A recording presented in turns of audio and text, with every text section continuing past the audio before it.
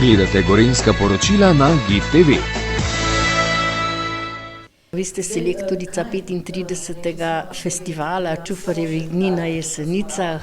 Kakšen je letošnji izbor? Letošnji izbor je bil narejen iz 9 prijavljenih predstav, kar je kar velik upad, kot če gledamo na čas pred korono. Izbrala sem 5 predstav, 6 je domača, vendar kvalitetno mislim, da so predstave na enakem nivoju, kot so bile prej. Gre za komedije, ampak moram reči, da zelo kvalitetne komedije z neko vsebino, z neko poanto. Ne gre samo za zabavati na prvo žogo, ampak mislim, da bodo gledalci imeli tudi v čem za razmišljati, ko bodo šli domov. Vse te predstave, to so ljubiteljska gledališča, nekako predstavljajo celotno Slovenijo tukaj izmed teh 9. Ja, letos so se kar lepo razporedile te predstave. Se pravi, imamo domačo, imamo iz Kočevja predstavo, potem imamo Notranje Gorice, Šentjakobsko gledališče z Ljubljane, imamo Koroški deželni teater in seveda še zamejsko skupino iz Italije, Štandraža. In seveda otvoritev predstave pa je domača predstava gledališča Toneta Čufarja. Ja, tako, za otvoritev je za vse sem sama domača predstava. Kako so potekale priprave na jubilejni 35. festival Čufarjevih dni? Ja, tukaj je lepo delati z jeseniškimi gledališčniki, ker dobro poznajo ves proces tega in takoj, ko se konča novembra neko Čufarjevo srečanje oziroma Čufarjevi dnevi, takoj začnejo s pripravami na novo. In tudi letos je bilo seveda tako. Tako da vse teče v nekem normalnem ritmu, ki te ne preobremenjuje, daje pa dobre rezultate. Mi smo se že nekje od začetka leta sestajali, se pogovarjali umirjeno o tem, kaj narediti, kako stvari programirati in potem je šel ven razpis, potem so se sledile prijave, sugestije, kaj za spremljevalne programe in tako naprej. Letos je bil mal problem, ker je prijav, kot ste slišali, manj in druga stvar, manj je tudi, bi rekel, takih spremljajočih dogodkov, ki bi bili zanimivi za naše občinstvo, tako smo tukaj malenkost slabši, kot smo bili v lanskem letu, ko je bilo tega kar nekaj. No, hvala Bogu je pa nekaj več vendarle pri mladinskih predstavah, tako da bosta 2 dogodka iz tega okvira in seveda velike upanje polagamo pač za to mlado gastvo v naslednjem letu. Kar se tiče drugih zadev, žirija je bila zelo, bi rekel, pripravljena še naprej sodelovati. Nažalost je bil pa preobremenjen selektor Jakob Kenda, lanski selektor, ki je moral odpovedati svojo sodelovanje, ampak smo dobili sjajno zameno, to je Ana Rutar, ki je opravila zelo hitro svoje delo in je po mojem naredila izbor, ki je zelo dober. Je povedala, nadaljuje se, bi rekel, preboj družbeno angažirane drame, ki se skozi komedijanska sredstva pač obrača na občinstvo z dosti inovativnimi, bi rekel, socialno angažiranimi sporočili in to se mi zdi zelo dobro. Gledališke oziroma ljubiteljsko gledališče s tem očitno gre v korak s časom. Ni poceni, je vse bolj zahtevno in to je dobro. No pa vendar se pozna, da so ljubiteljska gledališča malo zamrla, seveda vse zaradi tega covida, ki je garal po 2 leti povsod. Žal se zelo pozna, tukaj imate prav. Podatki za Slovenijo govorijo recimo, da je bila produkcija v letu 2021 za 50% manj zaradi covida, absolutno. Drugi podatki so tudi ta naša prijave, 9 je samo bili prijav, ampak to je pač neko začasno stanje, za katerega sem prepričan, da bo preseženo. Po drugi strani so pa menda dobri podatki okrog naraščajočega zanimanja mladih ljudi za sodelovanje v ljubiteljskih gledališčih. Povedal sem podatek o Šentjakobskem gledališču, to je neverjetno. Ljubljana je namreč urbano središče, ima veliko izborov, mlad človek, kaj bi počel, pa je vendarle audienca oziroma audicije v Šentjakobu so presegle pričakovanja. Kako je s financami? To je kar precejšen finančni zalogaj.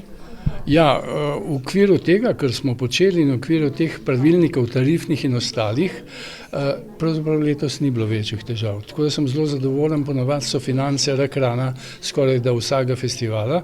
Letos so naši sponzorji stali nam ob strani, seveda tudi občina in ostale zadeve, tako da je bilo pravzaprav to za čudo nekakšno sekundarno vprašanje. Sem bolj zadovoljen, upam, da bo ostalo pri tem, sam ta inflacija bo seveda nagrizla tudi naše proračune, tako da v naslednjem letu ne pričakujem, da bi bilo bolje, ampak bo verjetno slabše. 14. se odpirajo vrata Čufarjevih dni in kakšen bo letošnji spremljevalni program?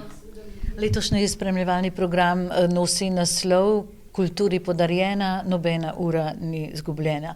Tak je naslov almanaha, ki govori o ljubiteljski kulturi od Rateč do Rodin in sega s svojimi podatki daleč v zgodovino in seveda tudi v to sodobno obdobje. Gre za dragocen dokument, ki ga zagotovo na tem območju še ni bilo. In zato gre zahvala predsedniku ZKD Jesenice Milošu Možini za to pobudo in njegovo vztrajnost, da je vzpodbujal nekako 30 sodelavcev, da so zbrali ta dragoceni material. Res ni bilo malo dela, malo ur, ampak vendarle almanah je zdaj tu in kar ponosni smo na to delo. Širši javnosti ga boste predstavili tik pred otvoritvijo Čufarjevih dni. Tako 14. novembra, uro pred začetkom festivala, tule v avli gledališča Toneta Čufarja, kjer hkrati tudi odpiramo razstavo, ki je vpeta v almanah in v Čufarjeve dneve, se pravi v gledališko dogajanje. Razstava je delček almanaha, seveda slikovno gradivo, ki priča o gledališki ljubiteljski dejavnosti od Rateč do Rodin. Letošnje jubilejne Čufarjeve dneve pa odpira ministrica za kulturo. Tako je, festival odpira doktorica Asta Vrečko in tudi domača predstava, Macinjeva komedija Za vse sem sama. Ob jubilejnih Čufarjevih dnevih bo izšel tudi poseben almanah Miloš Možina, ker ste tudi vi avtor tega almanaha. Kako je prišlo sploh do ideje, da ste se odločili, da napišete oziroma zberete skupaj gradivo od Rateč do Rodin? Ja, prav avtor besedila pa tega nisem, ampak sem pa pobudnik, ne. Pobudnik in zbral sem kar veliko sodelavcev, no lahko rečemo 30 nas je sodelovalo, poleg tega doktor Bojan Knific je tudi veliko pripomogel pri vsej realizaciji, ker tudi to tematiko zelo dobro pozna. No, začel sem zaradi tega, ker se mi zdi, ljubiteljska kultura ni bila v tem koncu nekako zbrana skupaj, tako kot je zdaj v temu almanahu, in zato sem se odločil in tudi vsi, s katerim sem govoril, recimo od Rateč do Rodin, so mi pritrdili, da je to v redu oziroma dobra ideja in zato smo ta almanah naredili z slikovnimi besedili in moram reči, da je knjiga taka, da se lahko bere. Je bilo vloženega veliko truda in časa za sam almanah? Ja, ogromno, če samo ure naštejem, jih je bilo tam cirka, če vzamemo po temu, kar naj bi ocenjevali 10 evrov na uro, pa tako naprej, jih je bilo za tam 5 do 6 tisoč evrov. Poleg tega je bilo tudi nekaj kilometrov, tudi okoli 1000 evrov, da pa še dodatnih zadev, ki so pa bile še zraven, pa sploh nismo upoštevali, tako da je veliko prostovoljnega dela tudi vloženega, zdaj sem sam naštel glavne zadeve, no pa nekaj je tudi tisk bil, tako da nas je tole, moram reči, ta knjiga kar 14 tisoč koštala.